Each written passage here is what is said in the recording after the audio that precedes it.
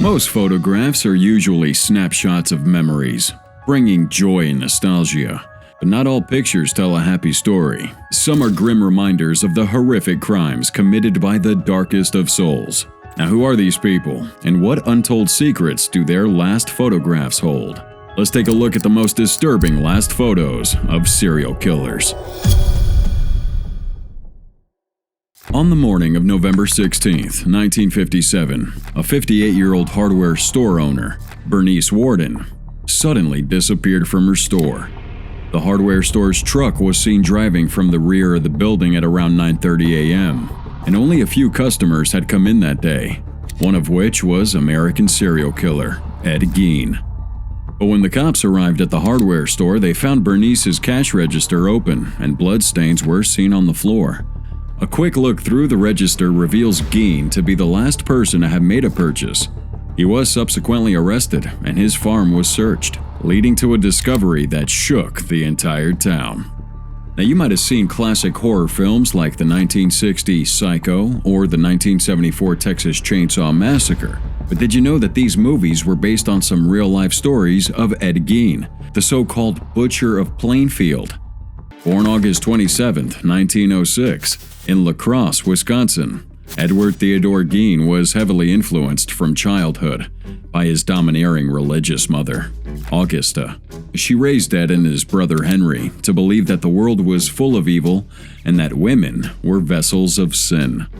Augusta was so eager to protect her children from evil that she made a move from La Crosse to Plainfield, where Geins committed some of the most depraved crimes known to mankind. Now, Ed worshipped his mother and fully embraced her worldly views. On the other hand, his brother Henry stood up to her sometimes. This made Ed dislike his brother to the point where he became his first victim. That's right, Ed murdered his own brother by pushing him into burning vegetation. He and his mother kept Henry's death a secret, continuing to live in total isolation on their farmhouse until she passed away in 1945. And from that point on, Ed Gein began his decade-long descent into depravity. He began learning about Nazi medical experiments. He studied human anatomy and would consume excessive pornography. Though he never attempted to date any woman in real life, he did confess to murdering only 2 women. But what we're about to tell you will make you understand why that's highly impossible. Now, like we said at the beginning, law enforcement entered into the home of Ed Gein during the investigation into Mrs. Bernice's death. They found her lifeless body, decapitated, and hung from her ankles. They would also find human skin covering several chairs, masks made from the skin of female heads, 9 female genitalia in a shoebox, a belt made from female human nipples, and a bunch of other human fragments, which is enough to make a sane person lose their mind. I mean, Ed Gein wasn't just a serial killer. This guy was deranged, twisted, on a level of depravity that knew no bounds. Ed Gein later confessed to digging up the graves of women he thought resembled his mother, and crafted their corpses into distorted trophies he kept in his home. His sick obsession with death and mutilation made him one of the most disturbing figures in criminal history, as he blatantly blurred the lines between the living and the dead. Now, the crazy twist here is, in 1957, Ed Gein was found not guilty by reason of insanity. He was sent straight to the Central State Hospital for the Criminally Insane, where he was diagnosed with schizophrenia. While at the hospital, this photo of Gein was taken. Many who encountered him say he was reserved and never really spoke with anyone. And just a few months after that photo was taken, Ed Gein died of natural causes at 77 years old. In the case of Fritz Honka, his last photo is a lot different than most of the serial killers on this list, but we'll dive into that in a moment. Fritz Honka, real name Friedrich Paul Honka, was born in 1935 and was raised in the East German city of Leipzig with his 6 siblings. 3 other siblings would die at childbirth, while his dad also died pretty early on due to excessive alcohol consumption. Left alone with his mom, Honka tried taking care of himself, but was terrible at it. He then moved to northern Germany as an unskilled agricultural worker, but instead of just planting seeds in the fields, he ended up sowing his own seed and got a woman pregnant. He was ordered to pay child support, but ended up running away to Hamburg, where his life would take a drastic turn.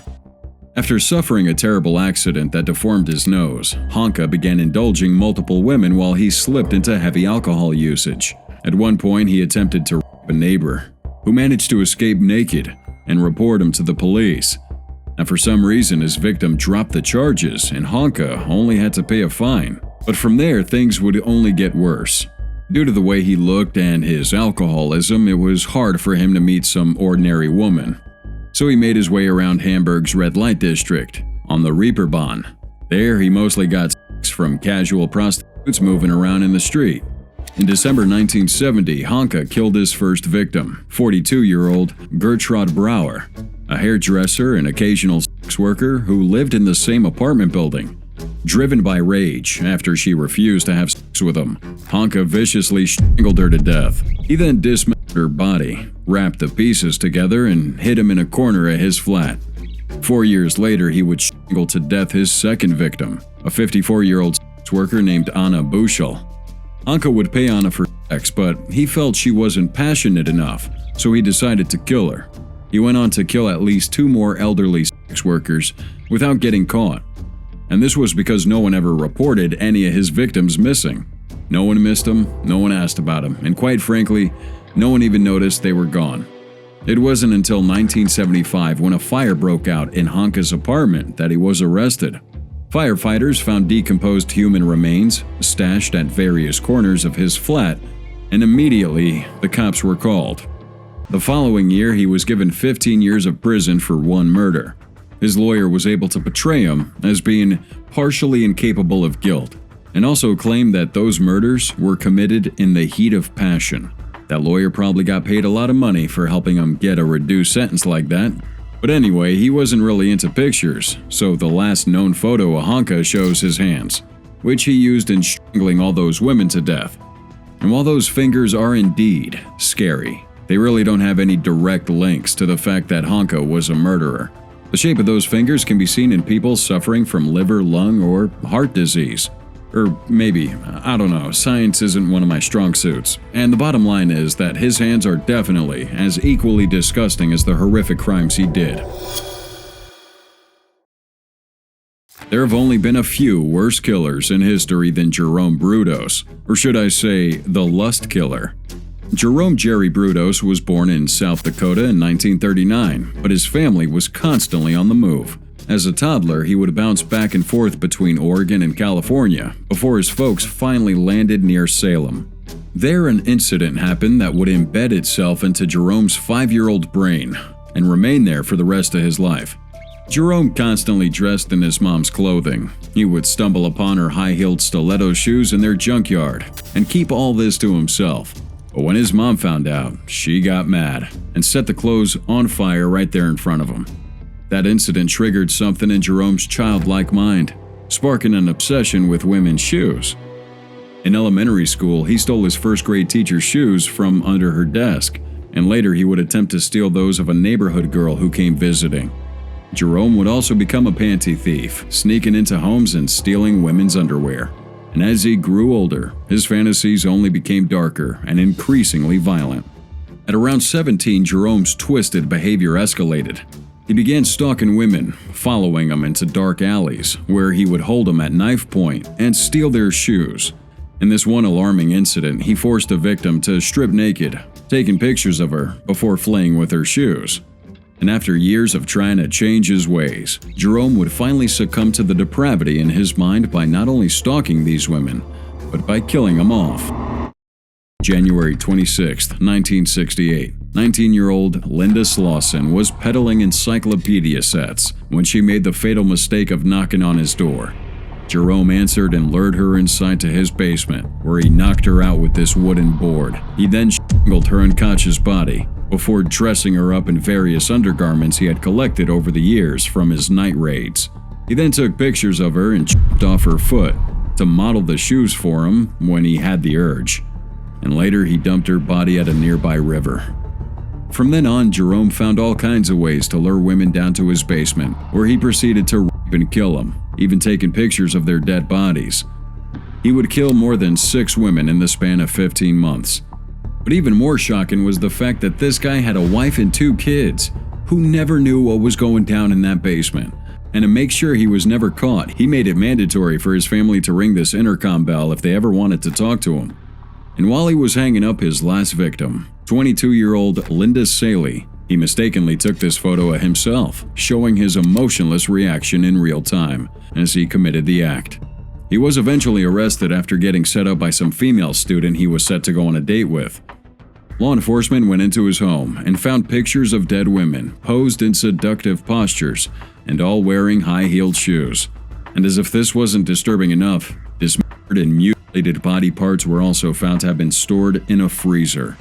June 28, 1969, Jerome Brutus pled guilty to 3 first-degree murders and was handed 3 consecutive life sentences. However, even behind bars, he never showed remorse for any of his actions, nor did his fetish go away. He kept stacks of female shoe catalogs in his jail cell, and after 37 years behind bars, he died in 2006 from liver cancer. And this was what he looked like. May 6, 1975.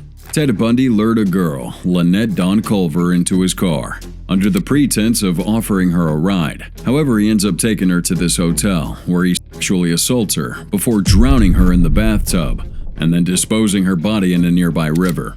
And this would just be one example of Bundy's countless brutal crimes. Born in Burlington, Vermont, November 24, 1946, Ted Bundy appeared to be this perfect gentleman, charming, good-looking, and even holding a degree in psychology from the University of Washington. But beneath that facade was a deeply twisted and dangerous mind. In 1974, Bundy's killing spree began when he abducted, assaulted, and murdered 2 ladies in Washington.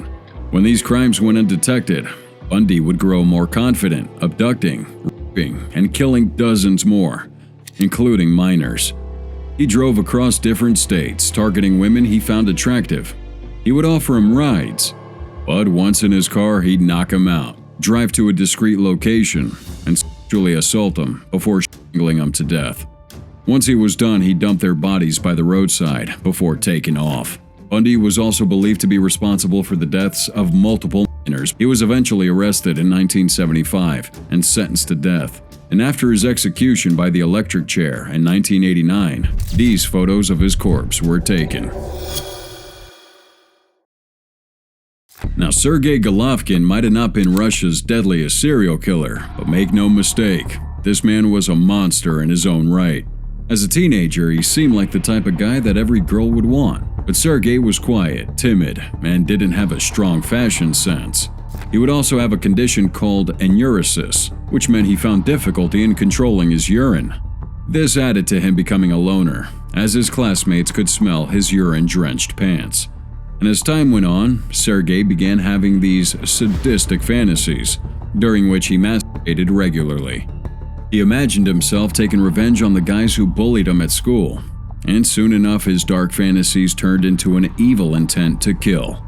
In April 1986, Sergey Golovkin committed his first murder near the Kotur railway station in Nekrasov, Moscow. He met Andrei Pavlov, whom he threatened with a knife, dragged into the forest, raped, and strangled to death before performing pedophilia. 3 months later, he commits his second murder in a similar fashion, but this time, he dismembers the victim's body. Sergey spiraled out of control, fueled by the twisted thrill and adrenaline he felt from sexually assaulting and murdering those boys. This dark obsession drove him to a relentless killing spree. He raped and murdered 8 more boys in a sex dungeon he built underneath a garage, killing 3 of them on the same day and raping another victim for 12 hours straight. With so many boys gone missing, with all these boys missing, it didn't take long before he was finally caught. August 1992, Sergey confessed to those murders and was sentenced to death 2 years after. This was the last photo taken of him before he was executed by a single gunshot to the back of the head. He's also the last person to have been ever executed like this in Russia. The name Adam Lanza might not be new to you, and it's certainly not new to this channel. But all the times you may or may not have heard about him, have you ever wondered what he might have looked like just days, hours, or even minutes before he killed those many people? December 14, 2012, Sandy Hook Elementary School in Newtown, Connecticut, would become the site of a tragic mass shooting taking the lives of 20 students and 6 adult staff members. The shooter was Adam Lanza. Adam lived in Newtown with his mom Nancy Lanza, who was an avid gun enthusiast with a large collection of firearms at the house. Being surrounded by these weapons might have played a role, but it wasn't the main reason behind Adam's horrific actions. During his school years, Adam would struggle with increasing anxiety, especially in crowded classrooms. What started as a minor issue grew over time, leading his parents to pull him out of public school and start homeschooling. During this time, Adam was diagnosed with several mental disorders, including schizophrenia, OCD, and neurodevelopmental disorder. All these challenges had him withdraw from the world, spending a lot of time with FPS shooters and watching videos of school shootings. And sadly, this would be the prelude to the unimaginable. On the day of the tragedy, Adam began by shooting his mom, Nancy, with a .22 caliber Savage Mark II rifle in their Newtown home. He then went on to Sandy Hook Elementary, where he took the lives of 26 people before ending his own. This entire event unfolded within an hour. Now surprisingly, there aren't a lot of photos of Adam out there, except this one, which was taken a couple years earlier. It might have not been his last, but it could be a glimpse into what he might have looked like on that fateful day. But I certainly have never considered myself psychopathic. If one takes the criteria that one gets a special enjoyment out of killing, no such enjoyment have I ever had. I have never found any pleasure out of any such thing. Patrick McKay's name is etched into the annals of British criminal history as one of the nation's most infamous serial killers. He was born on September 25, 1952, in Dartford, Kent, England, where he was raised in a troubled and impoverished household. His father, an alcoholic, would die when Patrick was still young, and his mom didn't have the best of relationships. As he grew older, he began exhibiting signs of severe psychological issues. He was easily agitated, committing a series of crimes including arson and theft, but we see him turn from a petty criminal into a full-blown killer. Between 1974 and 75, he committed a series of murders, leaving a trail of horror across London and Kent. His victims were often vulnerable, including elderly people and priests, whom he attacked with extreme brutality. One of McKay's most notorious crimes was the murder of Father Anthony Crean, a Roman Catholic priest whom Patrick attacked in his house, using an axe and a knife. The priest's body was later found mutilated, but just like most serial killers, their killing spree always comes to an end. And for Patrick, his end came very early. After one callous murder, Patrick would be arrested very early on. During his investigation, he confessed to at least 13 murders and other violent crimes that he committed. He was only convicted of 3 murders, but sentenced to life in prison. As for his last photo, this one right here shows the rage and anger Patrick must have been consumed by. I mean, just look at those eyes and his terrifying expression. This man was more than just a killer, more like the devil's disciple. But here's the thing, since his incarceration, McKay has been held in various high-security prisons across the UK. Despite several attempts at rehabilitation and parole hearings, he remains in prison due to the continuing risk he poses to society. And 2024 makes it 49 years since this man's been incarcerated. What a life. There are shocking new details about the murder of America's most hated serial killer and how he may have seen his own death coming. Thanks to Netflix and of course us at Crime Dynasty, the name Jeffrey Dahmer probably rings a bell. However, if you're not familiar with this twisted tale of a deranged killer gone wild, allow me to honor you by giving you a recap of his life and reveal the haunting final photos taken after his death. I am happy and very excited that the monster is finally dead. Born and raised in Milwaukee, Wisconsin in the 60s, Jeffrey was the son of Lionel and Joyce Dahmer. As a kid, he had a creepy obsession with dead animals and was pretty much a loner in high school. He wasn't outwardly strange, but at the same time, he didn't have many friends. And as he got older, things would only get worse. Dahmer became an alcoholic and committed his first murder in 1978. just 3 weeks after finishing high school. His first victim was a hitchhiker named Stephen Mark Hicks, whom he lured to his house with the promise of drinks and a good time. A few years later, Dahmer started his killing spree, targeting underage boys and adult men alike. Among his victims were James Dockstader, Curtis Straughter, and most shockingly, Konorak Synthosomphone. Now, Konorak's death is especially tragic because it could have been avoided. Dahmer lured Konorak to his apartment to pose for some Polaroid pictures and get some money. Although hesitant at first, Konorak eventually agreed. But once they were at his home, Dahmer drugged him after he took a few photos of him. The next morning, Konorak briefly regained consciousness and managed to escape. He found 3 women who helped him call 911. But before cops arrived, Dahmer caught up to him and dragged him back to his apartment. When the cops showed up, Dahmer had convinced him that Konorak was his drunk lover, making him leave without any suspicions. And tragically, after they were gone, Dahmer injected hydrochloric acid into his brain, killing him within minutes. Dahmer was eventually caught after his last victim, 32-year-old Tracy Edwards, managed to escape and call the cops, who in turn arrested Dahmer after finding some of the most disturbing things known to mankind in his apartment. He was convicted of 15 homicides and was handed 15 life sentences.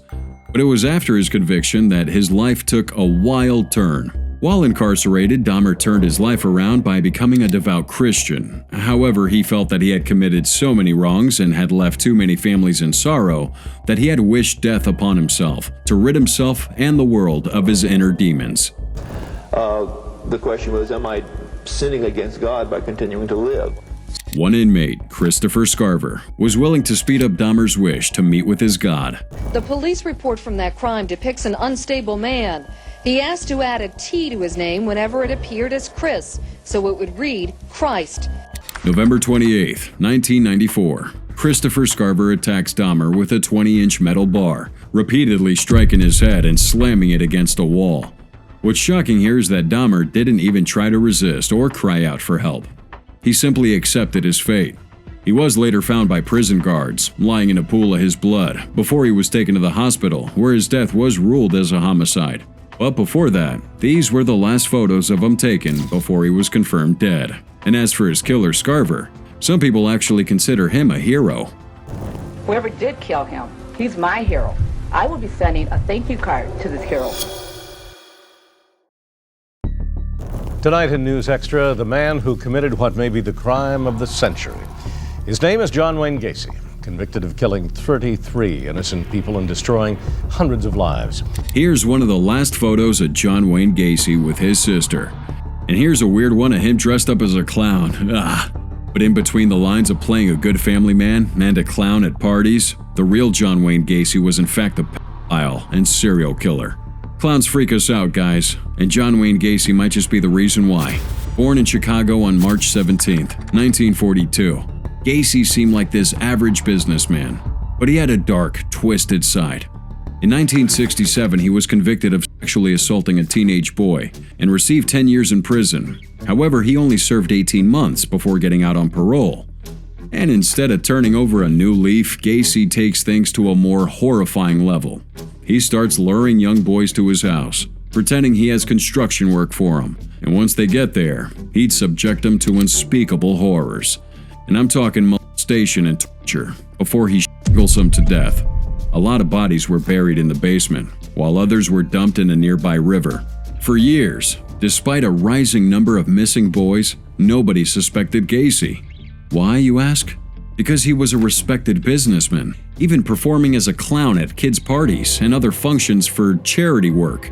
Now, in 1978, his horrific secret would unravel when he was arrested for the murder of Robert Piest. During the investigation, police discovered the remains of over 10 boys buried in his basement. Still, Gacy kept denying everything, even in interviews, insisting he never knew the victims. He also denied the chilling method he allegedly used to kill him, which involved tying a rope around their necks, inserting a stick in between, and twisting it till they suffocated to death. But despite all his denials, this sick clown was found guilty of more than 30 murders and sentenced to death in 1980. He spent 14 years on death row, still claiming innocence, before being taken out by lethal injection on May 10, 1994. And while I can't beat my chest to it, some say this is Gacy's last picture ever taken, just moments before he was executed. I know, that's one very disturbing picture. It almost seems like his demons came to life, knowing Gacy's own life was about to end. When you look over at the photos, I have no recollection of any of them. Never met them. And we've gone over this more than once. They're just names and faces. Now, don't confuse that pity face for innocence, because this man on your screen right now is considered the worst and most prolific killer in South Korea's history. Now, Kim was born in rural Yeonggam County, South Korea, and was the eldest of 3 sons and 4 daughters from a poor family. While his father had wanted him to go to this prestigious middle school, Kim had become a bit of a delinquent and was sent to study at a school in Gwangju, where his grades weren't really at the top of the list. At 17, he would give up the idea of school entirely and move to Mokpo, where he dived completely into crime. After a few more years, he would return home for a short while, before heading up to Seoul, where he lived as what could be described best as a wanderer, although he did have a home. And around this time, he received an exemption from military service on account of his rather weak physical frame. He would end up becoming involved in this assault case and was sent to jail twice. Despite pleas for help to his family and friends, Kim had no one, making him not only hate society but want to destroy it. His first murder was on August 13, 1975, where he snuck into a small house in Imgok and attacked a sleeping elderly couple. After killing the husband with a scythe, he hit the woman with a pestle before stealing a flashlight and running away. Now, his second crime came 6 days later on the 19th, when he attacked a family running their store, killing an elderly couple and their grandson before stealing their money and food. But his most vicious of crimes came on the 25th of September, when he killed a family of 4, including a grandmother and her 3 grandchildren, one of which he tied to a tree and tried raping before smashing her face with a claw hammer. Kim Dae-do was so vile that he murdered 17 people in just 55 days. His kill rate was off the roof, but it didn't take long before it came to an end. After killing his last victim, he wore the blood-stained pants, riding the subway to Cheongyeonggi Station, where he would hand him off to a dry cleaner in the area. He had told the cleaner that he had fought with a friend and the blood was merely from a nosebleed, but the owner suspected more and reported him to the police, who then promptly arrested him. At the moment of his arrest, this photo of Kim was taken.